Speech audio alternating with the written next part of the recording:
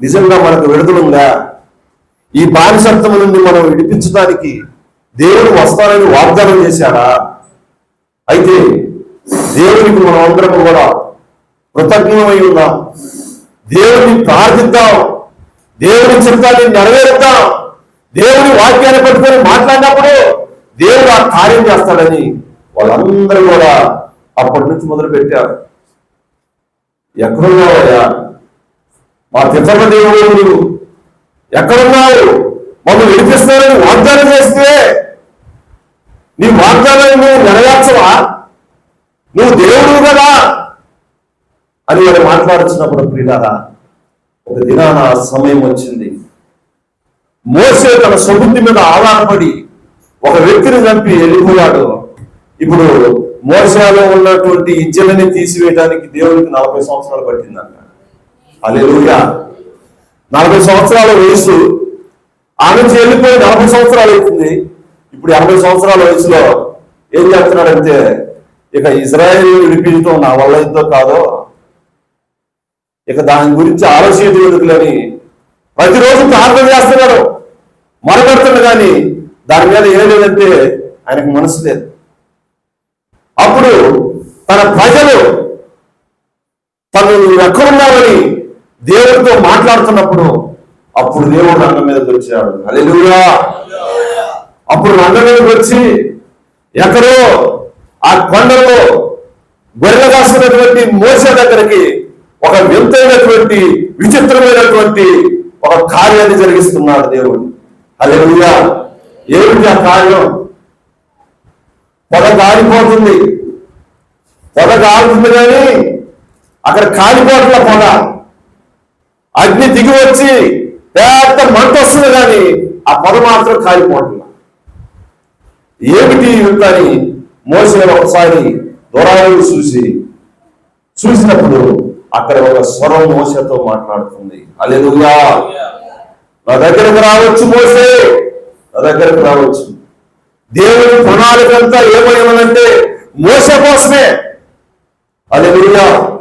ఇప్పుడు ఆ ఐగుప్తు దేశంలో ఉన్నటువంటి బానిసలు విడిపించడానికి ఒక బలమైనటువంటి హస్తం ద్వారా నేను నింపిస్తానని తెలియపరిచినప్పుడు ఆ బలమైనటువంటి హస్తం ఎవరో కాదు కానీ మోసే అయి ఉన్నాడు ప్రియులారా. హల్లెలూయా. మోసే సాకులు చెప్పాడు, అయ్యా నా వల్ల కాదు, నేను నచ్చోడిని, నాకు సరిగ్గా మాట్లాడటం రాదు, ఆ ఐగుప్తి ఫరో అంటే సామాన్యుడు కాదు అని తెలియపరిచినప్పుడు అప్పుడు మోసే దేవుడు మాట్లాడుతున్నాడు, భూమి మీద నత్తివాడిని పుట్టించిన వాడు ఎవరు? మోసే, నేనే కదా, నా మాట ఇను నువ్వు అని తెలియపరిచినప్పుడు అప్పుడు మోసే ఆ మాటను తీసుకొని మరి నిజముగా అక్కడ నుండి బయలుదేరి వెళ్ళినట్టు మనం చూడగలిగాం ప్రియులారా. హల్లెలూయా. ఇప్పుడు మోసే ఇద్దరు పిల్లలను భార్యను తీసుకొని ఒక పొట్టి కర్ర పట్టుకొని బయలుదేరుతున్నాడు. మోసే అక్కడికి ఐగుప్తు దేశాన్ని జయించడానికి. హల్లెలూయా. అనేక మంది చూసి మోసేని గేలి చేశారు. ఐగుప్తు దేశం అంటే మనకి ఇప్పుడు అమెరికా ఎలా ఉండదో ఆ రోజుల్లో ఐగుప్తు దేశం అంతా పటిష్టమైనటువంటి దేశం.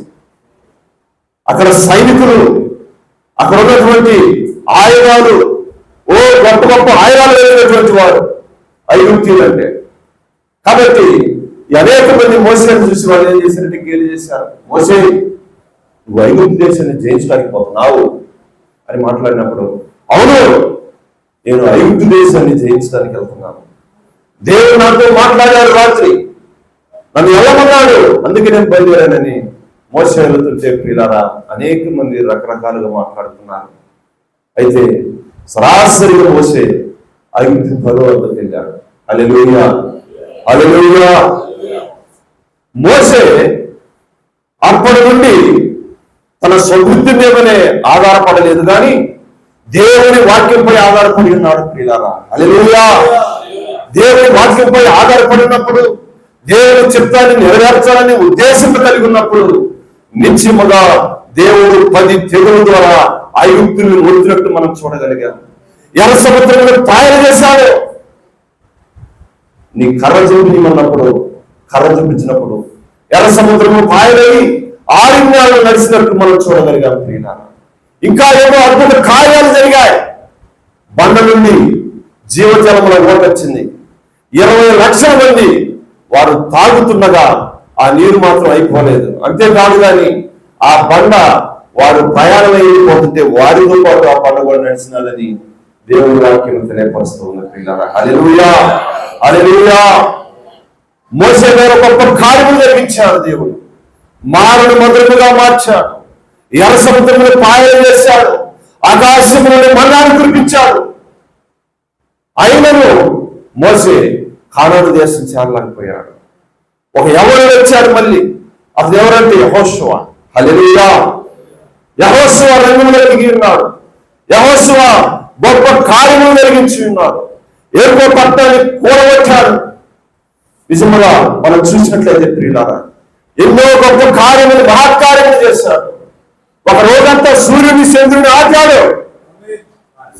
సర్వశక్తి గల దేవుని యొక్క శక్తి మోసేలోకి వచ్చి ఆ కార్యములు జరిగించింది ప్రియులారా.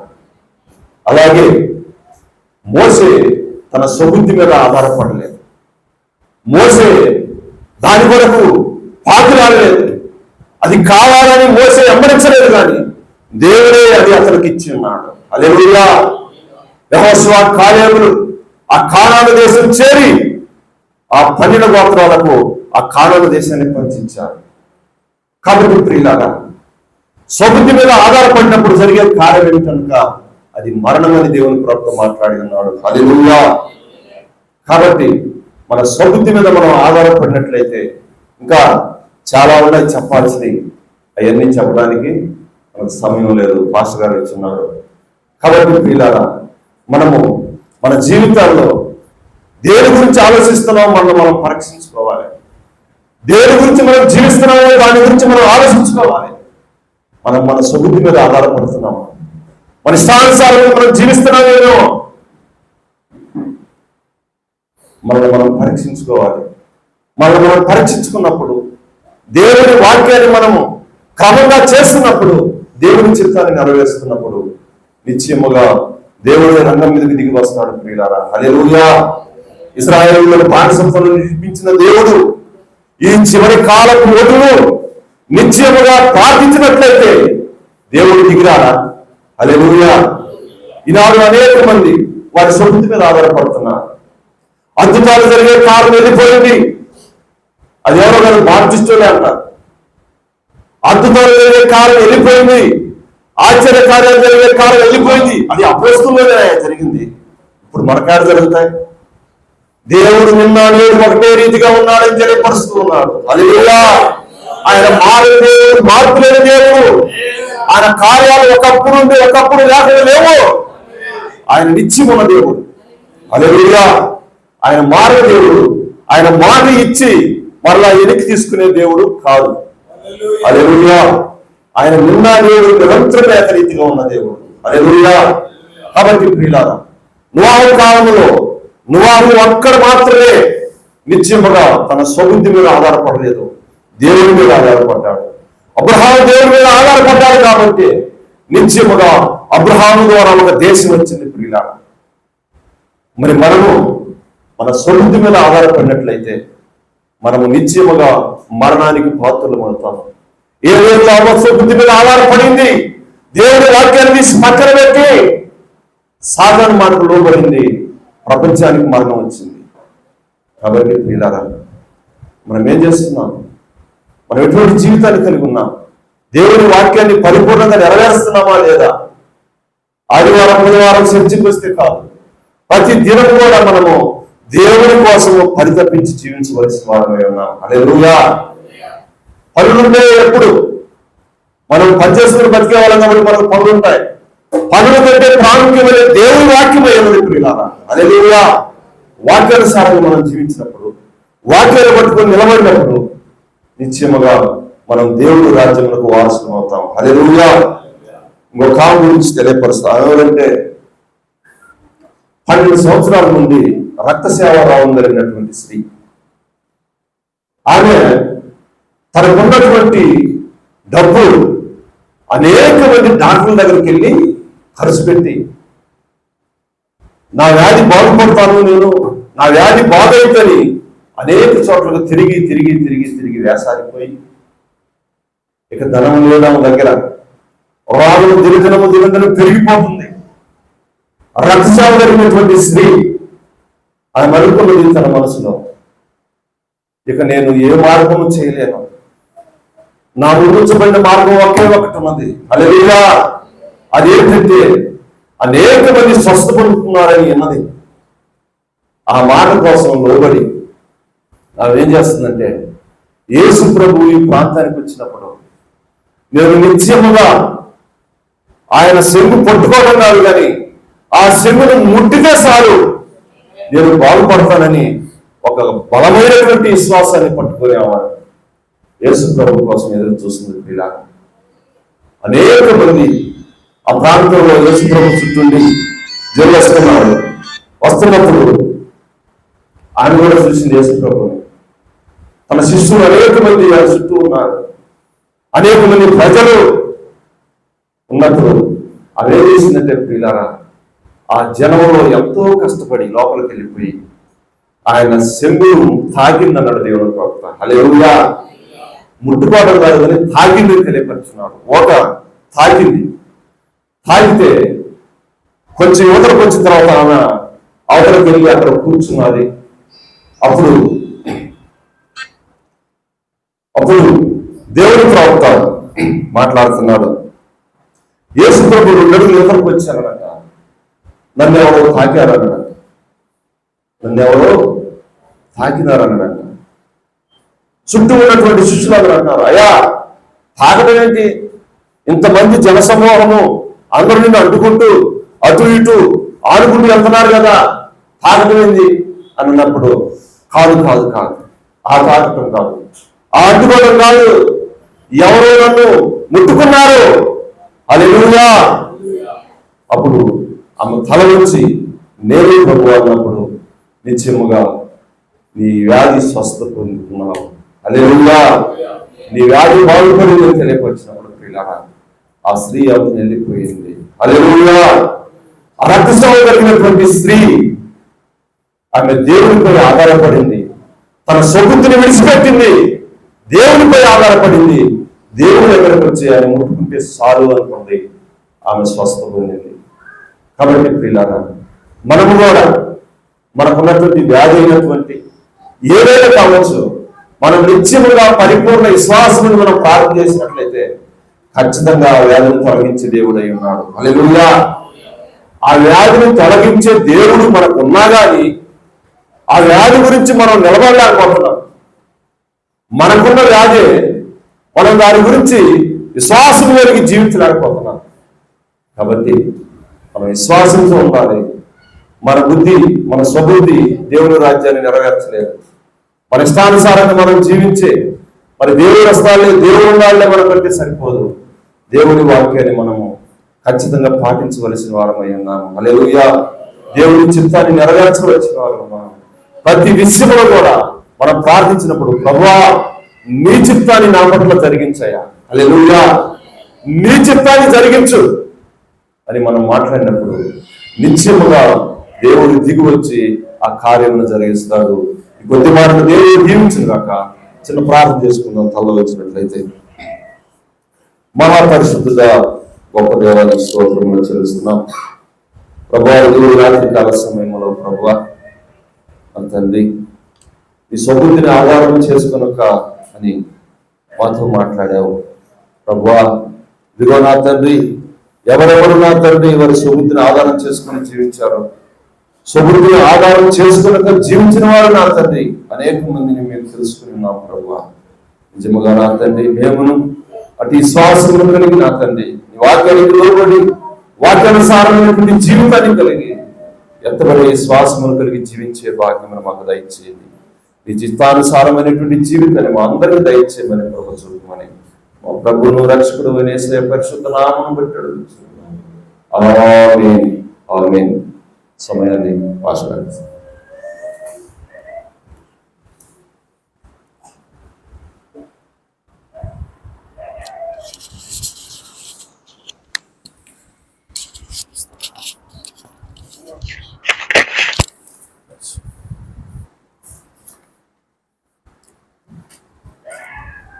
దేవునికి స్తోత్రం. హల్లెలూయా.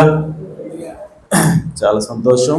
మరి నీ సౌబుద్ధిని ఆధారం చేసుకునకూడదని దేవుడి బోరతు మనతో మాట్లాడాడు. మరి సౌబుద్ధిని ఆధారం చేసుకుంటే మరి అవ్వ ఏ విధంగా నాశనం అయిపోయిందో మనం కూడా ఆ విధంగానే మరి శాపానికి గురవుతామని సహోదరుని ద్వారా దేవుడు మాట్లాడాడు. అలాగే సౌబుద్ధిని ఆధారం చేసుకొనక దేవుని ఆధారం చేసుకుని మనం నడవాలి. దేవుని యొక్క విశ్వాసాన్ని ఆధారం చేసుకుని దేవుని యొక్క మాటను ఆధారం చేసుకుని మనము నడవాలా. మన దృష్టికి అది ఎలా కనపడుతున్నా, మన దృష్టికి అది ఇది సరిగా లేదు అని చెప్పి అనిపించినా సరే, అది దేవుని మాట అయినప్పుడు దాన్ని తీసుకుంటే ఖచ్చితంగా మనకి ప్రతిఫలం కనపడుతుంది. హల్లెలూయా. సో దేవుడు ఏం కోరుకుంటున్నాడంటే నీ బుర్ర వాడబాకంటున్నాడు ఆయన. ఆయన ఏమంటున్నాడంటే నీ స్వబుద్ధిని ఆధారం చేసుకోవద్దంటే అర్థం దీనికి నీ సొంత బుర్రని వాడబాకు, దీనికి ఏది కలపొద్దు, ఏది తీసేయద్దు, ఇది ఏం చెబితే అదే దేవుడు అంటున్నాడు ఆయన. హల్లెలూయా. సో కాబట్టి మోషే దగ్గరకు వచ్చాడు ఆయన. పొద మండుతుంది కానీ పొద కాలిపోట్ల.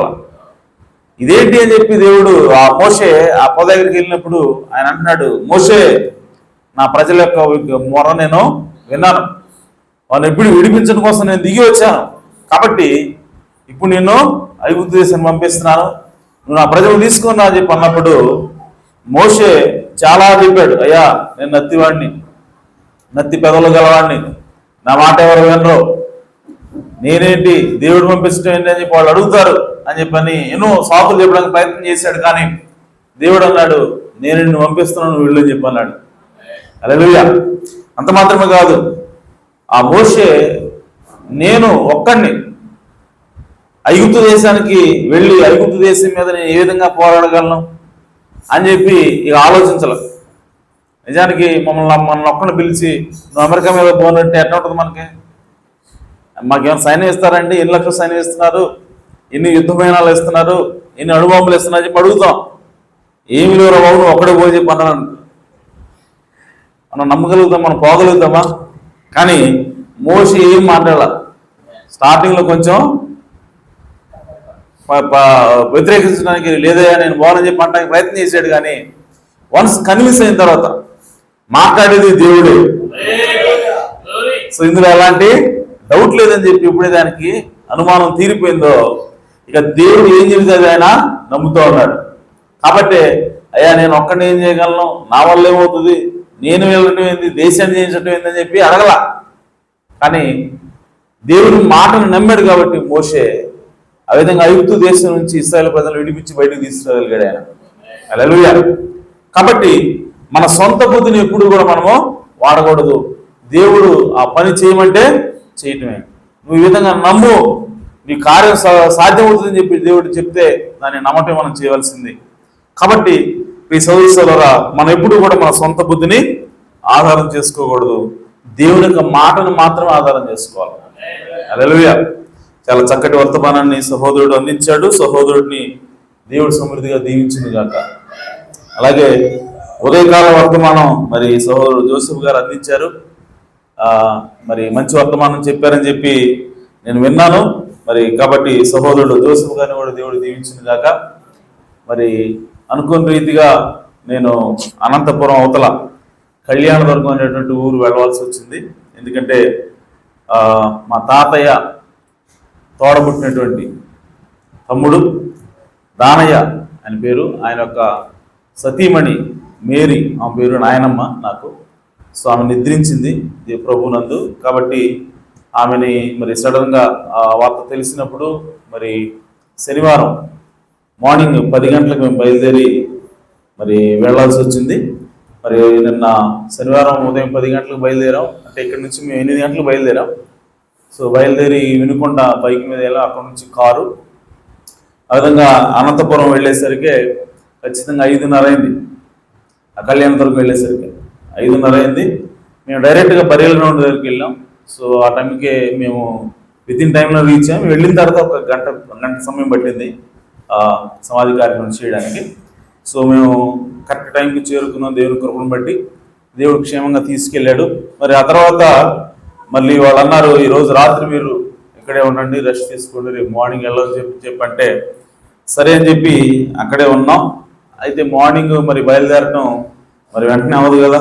సో ఎందుకంటే వాళ్ళు ఒక్కళ్ళే అక్కడ అనంతపురంలో ఉంటున్నారు, మా ఫ్యామిలీకి చెందిన వాళ్ళు. మరి ఎంతో కాలం తర్వాత వెళ్ళాం కాబట్టి మరి ఒకళ్ళని విడిచి ఒకళ్ళు రాలేక ఆ విధంగా మరి ఉదయం టిఫిన్ చేసిన తర్వాత మళ్ళీ గంట పట్టింది అక్కడి నుంచి బయట రావడానికి, ఇంట్లోంచి బయటికి రావడానికి గంట పట్టింది మాకు. సో కాబట్టి నాకు అర్థమైపోయింది, ఆహా ఈరోజు సాయంత్రం కూడా అందడం కష్టమే వాక్యానికి అని చెప్పి మరి సహోదరుడికి మార్నింగే నేను 5:30కి ఫోన్ చేశాను థామస్ గారికి, అయ్యా ఈరోజు ఆదివారం మరి ప్రభురాత్రి భోజనం ఉంటుంది సాయంత్రం, కాబట్టి మార్నింగ్ మెసేజ్ ఆల్రెడీ చెప్పాను బాబాయ్కి, సహోదరుడు జోసఫ్ గారు చెప్తారు, మరి సాయంకాలం మరి నేను అందుకోలేకపోవచ్చు, కాబట్టి మీరు వాక్యం చెప్పండి, నేను ప్రభుత్వ భోజనం ఇస్తానని చెప్పాను. మరి సహోదరుడు సరే అని చెప్పన్నారు, దేవుని యొక్క వాక్యాన్ని అందించారు. కాబట్టి మరలా మేము ఈరోజు 10:30కి మళ్ళీ అక్కడి నుంచి బయలుదేరాం. 10:30కి బయలుదేరి మేము వినుకొండ రీచ్ అయ్యాము. 7:30 అయింది. సో 7:30 ఇక్కడికి అంటే అక్కడ 7:30కి 7:45కి వచ్చాము. అక్కడ మళ్ళా బైకులు తీసుకొని మళ్ళీ వచ్చేసరికి రోడ్ ఎక్కేసరికి 8 అయింది. ఇక్కడికి వచ్చేసరికి 9:15. సో కాబట్టి ఆ విధంగా దేవుడు ప్రయాణం అంతట్లో కూడా క్షేమాన్ని ఇచ్చాడు. నిన్న టైం అయిపోతుంది బరియల్కి అని చెప్పి మేము వెళ్ళేసరికి ఎంత దూరం మరి మేము ప్రయాణం చేసి వెళ్ళేసరికి మరలా సమాధి కార్యక్రమం పూర్తయిపోతే బాగోదు కదా అని చెప్పి ఉద్దేశంతో నిన్న చాలా స్పీడ్గా వెళ్ళాం. 110, 120 కారు. సో అయినా సరే దేవుడు మరి క్షేమంగా తీసుకెళ్ళాడు, అలాగే క్షేమంగా తీసుకొచ్చాడు. దేవుని నామానికి మహిమ కలుగును గాక. మరి ఈ సమయంలో కొన్ని ప్రకటనలు ఉన్నాయి. ఆ ప్రకటనలు ఏంటి అని అంటే, ముందుగా మరి చింతపల్లి గ్రామంలో సువార్త కూడిక పెట్టాలి, బహిరంగ కూడిక అన్నది మన యొక్క ఆలోచన. మరి దానికి ముందుగా మనం ఏం చేస్తా ఉన్నామంటే వీధి సువార్త కూడికలు పెడతా ఉన్నాం. సో దాదాపు చింతపల్లి అంతా కూడా కవర్ చేసాం. ఒక అన్నిల ప్రాంతం ఒకటి మిగిలిపోయింది. దేవుని చిత్తమైతే దాన్ని రేపు కంప్లీట్ చేద్దాం. అయితే మరి బహిరంగ కూడిక పెట్టాలి అని చెప్పి అన్నప్పుడు మరి జీవరత్న గారిని తీసుకొచ్చి ఒకరోజు ఏదంటే ఒక 3 పూట్ల మరి కోటాలు పెట్టించాలి అని చెప్పి మరి ఒక ఆలోచన ఉంది. సో దానికోసము మరి పోయిన ఆదివారం అడిగితే మీకు ఇష్టమేనా అని చెప్పి అంటే అందరూ ఓకే ఇష్టమే, తీసుకురండి, జీవరత్న గారితో మాట్లాడండి అని చెప్పి మీరు అన్నారు. అయితే ఆయనతో ఇంకా మాట్లాడలేదు. మాట్లాడటానికి ముందు మరొకసారి మీ యొక్క కన్సెంట్ నేను తీసుకోవాలనుకుంటున్నాను, మీ యొక్క సమ్మతిని నేను తీసుకోవాలనుకుంటున్నాను. సో కాబట్టి ఎంతమంది మరి జీవరత్న గారి ద్వారా ఒక 3 కోటాలు అంటే ఈరోజు రాత్రి ఆయన వస్తే ఈరోజు రాత్రికి ఒక కూటము, రేపు మార్నింగ్ ఒక కూటం, మళ్ళీ సాయంత్రం ఒక కూటం, ఇలాగా 3 కోటాలు సో పెట్టాల్సి వస్తుంది. సో ఆ విధంగా పెట్టడానికి ఎంతమందికి అంగీకారం ఒక్కసారి చేతులు ఎత్తితే సో దాని తర్వాత నేను మాట్లాడుతాను మళ్ళీ. సో మీకు అంగీకారం అయితే, మీకు ఇష్టమైతే మరి మీ కుడి చేతిని ఎత్తండి. 2, 3, 4, 5, 6, 7. ఓకే, దేవునికి స్తోత్రం. మరి దాదాపు అందరూ ఎత్తారు, 99%. చాలా సంతోషం. అయితే మరి కూటం పెట్టాలంటే ఖచ్చితంగా మరి భారం ఉంటుంది, ఆ విషయం తెలుసు మీకు. మరి 50,000 ఖర్చు అని చెప్పి మనం అనుకున్నాం. ఓకే, సో 50,000 ఖర్చు అంటే కుటుంబానికి 5,000 అని చెప్పి అనుకున్నాం. మరి కుటుంబానికి 5,000 రూపాయలు ఇవ్వడానికి మీకు సిద్ధమేనా? ఎంతమంది చేతులు ఎత్తుతారు?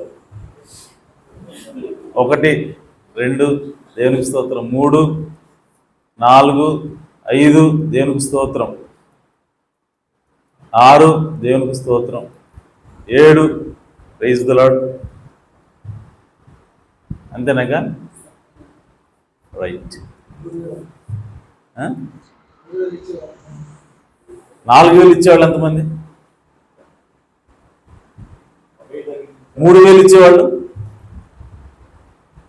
2,000 ఇచ్చేవాళ్ళు, 1 దేవునికి స్తోత్రం అంటే 8.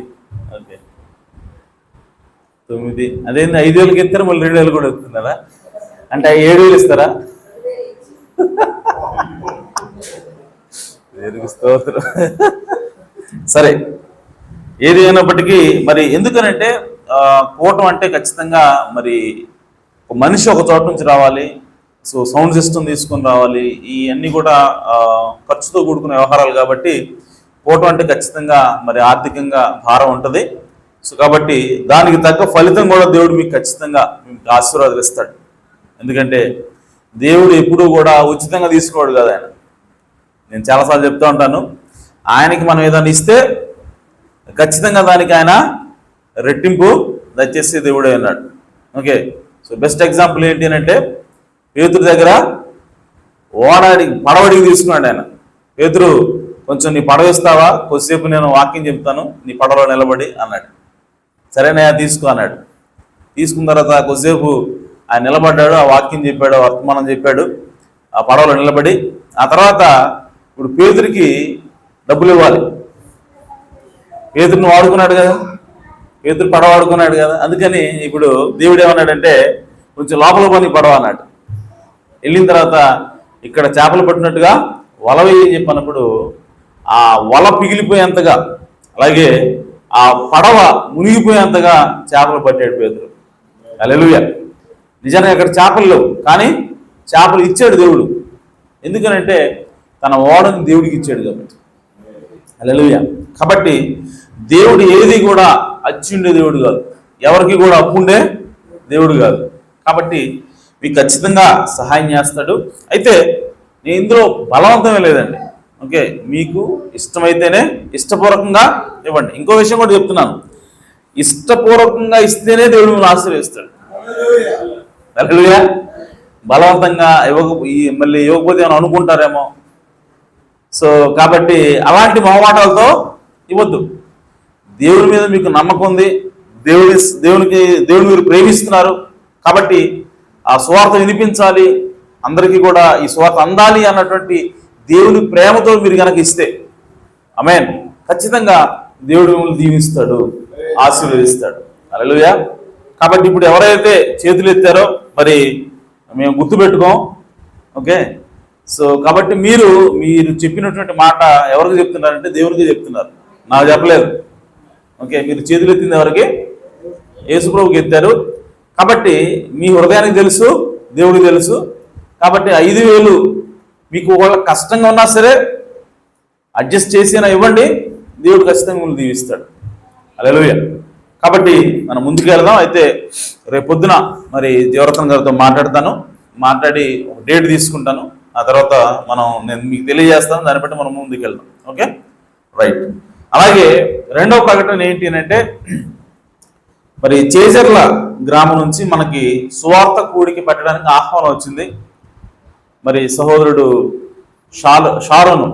షారోను యొక్క మేనమామ గారు ఆయన ఒకరోజు ఫోన్ చేసి, పాస్టర్ గారు మీరు రావాలండి, మరి సువార్త పెట్టాలి, కూడికలు పెట్టాలా అని చెప్పి ఆయన ఆహ్వానించాడు.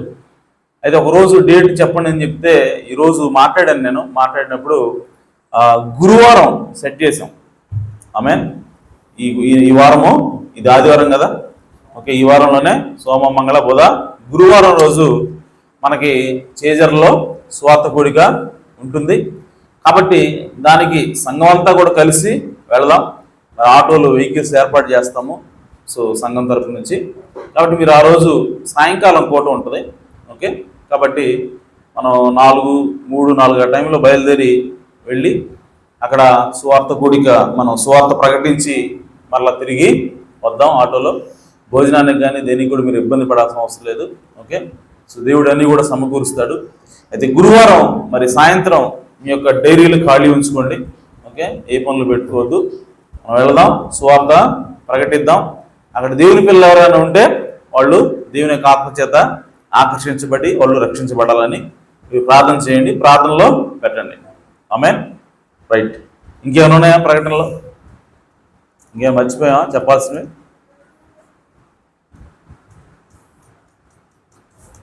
రేపు సోమవారం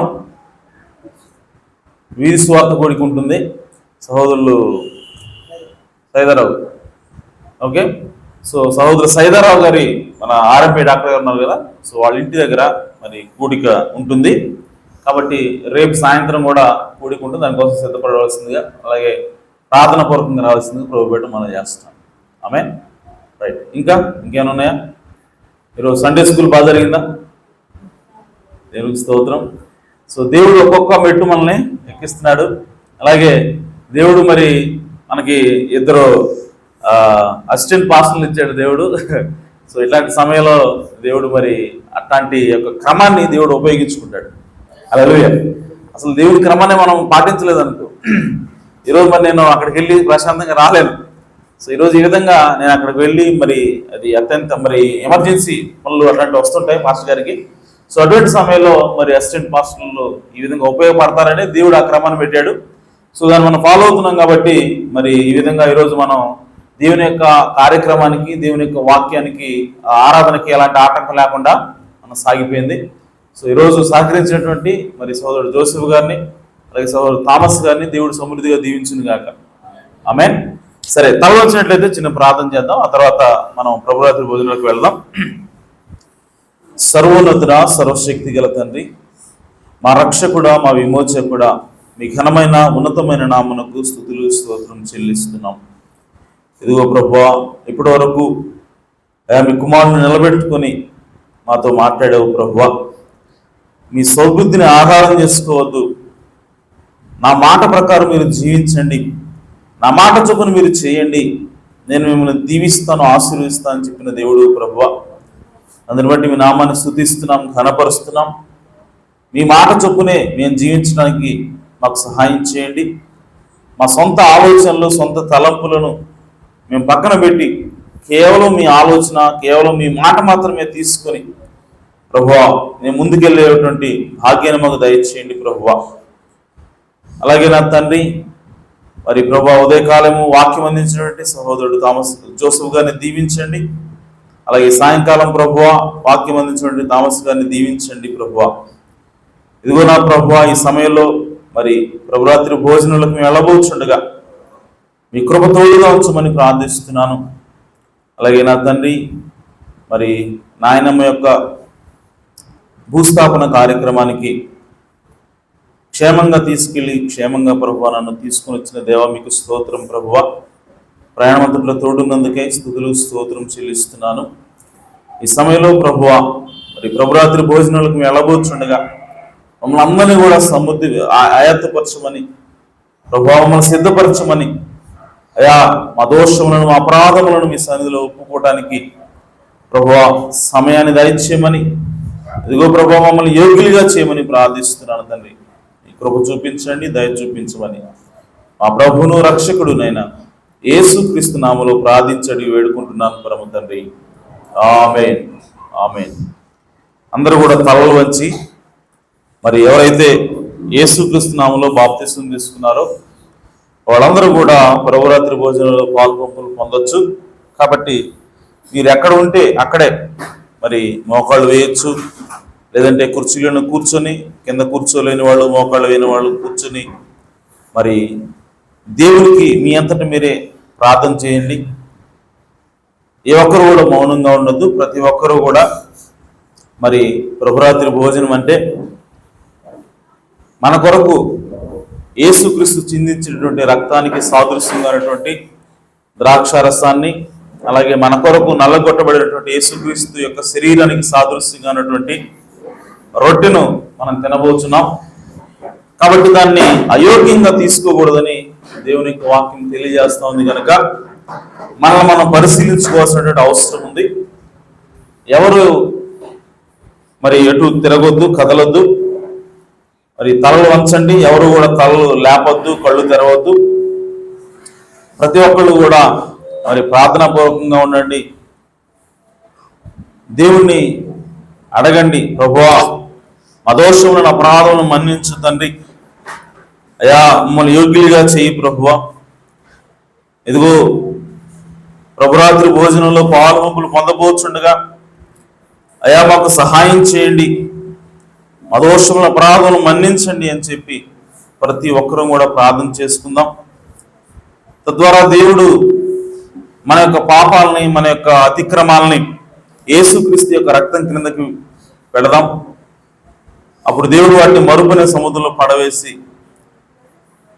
మన యొక్క పాపాలను కడుగుతాడు, మన యొక్క దోషాలను కడుగుతాడు. కనుక ప్రభురాత్రి భోజనంలో పాలుపంపులను పొందడానికి మనం యోగ్యులం అవుతాం. కాబట్టి ప్రియ సహోదరి సహోదరులారా, ఏదో మొక్కుబడిగా చేసే కార్యక్రమం ఎంత మాత్రము కాదు. ఇది భయభక్తులతోటి, శ్రద్ధతోటి, అమితమైన ఆసక్తితోటి, దేవుని యెడల ప్రేమతోటి చేయవలసినటువంటి కార్యక్రమం కనుక ఏ ఒక్కరు కూడా అశ్రద్ధ చేయొద్దు. ఖచ్చితంగా మీ హృదయంలో ప్రార్థన చేసుకోనండి, మీ హృదయాన్ని పరిశీలన చేసుకోండి, దేవుని ముందు మీ హృదయాన్ని కుమ్మరించండి, ఖాళీ చేసుకోండి. తద్వారా దేవుడు మీ హృదయాన్ని నింపుతాడు. కాబట్టి ప్రతి ఒక్కరు కూడా ప్రార్థన చేస్తూ ఉండగా మరి సంఘ పెద్దల ముందుకు వచ్చినట్లయితే రొట్టె ద్రాక్షారసం కోసం ప్రార్థన చేద్దాం. ఈ సమయంలో ప్రతి ఒక్కరు కూడా ప్రార్థన చేయండి. ఏ ఒక్కరు కళ్ళు తెరవద్దు, తలలు వంచండి, ప్రార్థన చేసుకుంటూ ఉండండి, మీ హృదయాన్ని పరిశీలన చేసుకోండి.